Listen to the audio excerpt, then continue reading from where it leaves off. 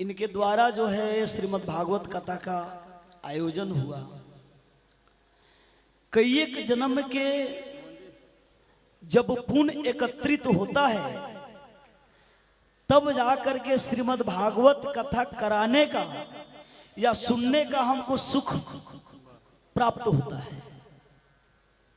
और उसमें भी श्री धाम बरसाना, जिन भगवान के बारे में हम लोग विभिन्न क्षेत्रों में, विभिन्न राज्यों में, विभिन्न जिलाओं में,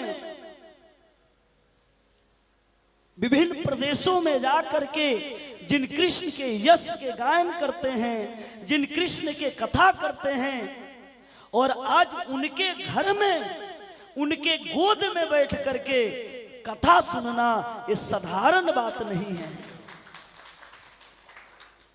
और पंडित जी ध्यान दीजिए, और उसमें भी जो स्वयं श्री सुखदेव महाराज के गुरु श्री राधा रानी हैं, और श्री राधा रानी के गोद में बैठ करके जिनके चरण रज लेने का स्वयं भगवान कृष्ण रातों दिन व्याकुल रहते हैं,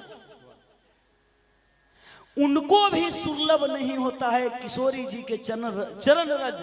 और आज उस रज में हम लोग चल करके जानते हैं कहां गए थे? पीली पोखर, जहां पे श्री राधा रानी के हल्दी के रस्म के हाथ धुलाया था, इसलिए उनका नाम पड़ा पीली पोखर। और प्रिया कुंड भी उसको कहा जाता है, क्योंकि प्रिया प्रीतम दोनों स्नान भी किए थे। तो आज तो हम बोलने की स्थिति में नहीं है, क्योंकि आज बहुत थके हुए हैं, शुरुआत का दिन था। बड़ा मधुर जो है, हम तो प्रथम बार ही इनका कथा श्रवण किए। ये तो जानते थे कि हमारे बच्चे कथा करते हैं, लेकिन ये पता नहीं था कि इतना सजा धजा करके ये कथा करेंगे। कुछ बच्चे हमारे कह रहे हैं कि ये इंद्रेश जी के स्वर में कथा कर रहे हैं, कुछ लोग कृष्ण ठाकुर के स्वर के बता रहे हैं, लेकिन हम अभी चर्चा कर रहे थे कि ये पराशर के सेम टू सेम पराशर के आवाज में कथा कर रहे हैं। जो पराशर जी बहुत विद्वान व्यक्ति हैं, ओ भागवत के टीका से ही बोलते हैं। हरि सूर्य जी के टीका, श्रीधरी टीका, उस टीकाओं के द्वारा पराशर जी कथा करते हैं।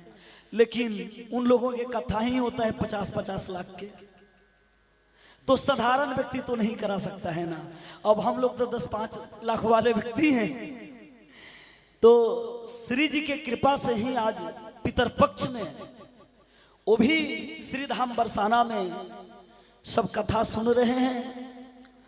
और हमारे दिल्ली से मुक्तेश्वर जी पधारे हैं, जो कथा के शोभा बढ़ा रहे हैं, जो तन मन धन ये सब जो है आश्रम का समर्पण है। अब कहने में तो हम वो बड़ा ये करते हैं कि गुरुजी हमारा चर्चा ना करें, लेकिन कह देते हैं। अब हम रखते नहीं है कोई बात।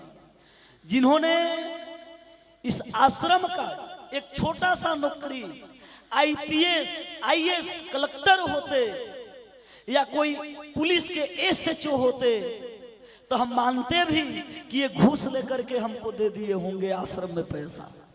जो हर महीना में 4,000-5,000 रुपया आश्रम के सेवा